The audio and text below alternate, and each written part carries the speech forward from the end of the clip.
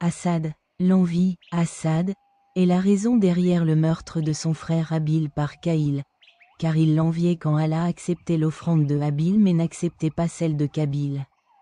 L'envie signifie souhaiter la suppression des bénédictions accordées à la personne enviée, même si l'envieux n'obtient pas les mêmes bénédictions. La concurrence, en revanche, est autorisée et est appelée Ghibta en arabe. Il est rapporté que le prophète Muhammad, que la paix soit sur lui, a dit: le croyant rivalise, Ghibta, tandis que l'hypocrite envie, Assad. Dans le hadith authentique, il est mentionné qu'il n'y a pas d'envie sauf dans 2 cas, ce qui signifie qu'il n'y a pas de compétition autorisée.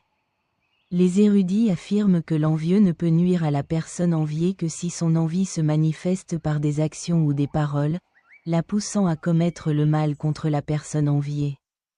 Recherchant sa chute et ses défauts, l'envie fut le premier péché commis dans les ciels et le premier péché commis sur terre. Iblé enviait Adam et Qabil enviait Habil. L'envieux est détesté, haï, expulsé et maudit. Allah ordonne aux musulmans de chercher refuge contre le mal de l'envieux dans la sourate Al-Falaq, verset 5. Et contre le mal de l'envieux quand il envie. Allah a également ordonné à son prophète Muhammad, que la paix soit sur lui, de chercher refuge contre tous les maux dans la sourate Al-Falaq, verset 2, contre le mal de ce qu'il a créé. La conclusion de cette discussion sur l'envie est un avertissement sur son ampleur et son étendue. Préjudice qu'il cause. L'envieux est un ennemi des bénédictions accordées par Allah. Certains érudits sages ont mentionné 5 aspects qui distinguent l'envieux de son Seigneur. D'abord, il méprise toute bénédiction qui apparaît sur les autres. Deuxièmement, il n'aime pas le partage des dispositions d'Allah. Comme s'il disait: pourquoi cette part a-t-elle été attribuée?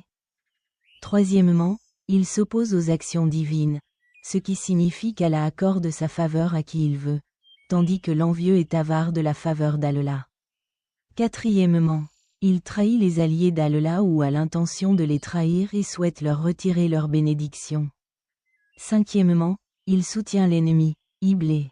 On dit aussi que l'envieux ne gagne dans les réunions que le regret, ni parmi les anges que la malédiction et l'animosité, ni dans la solitude que la détresse et le chagrin.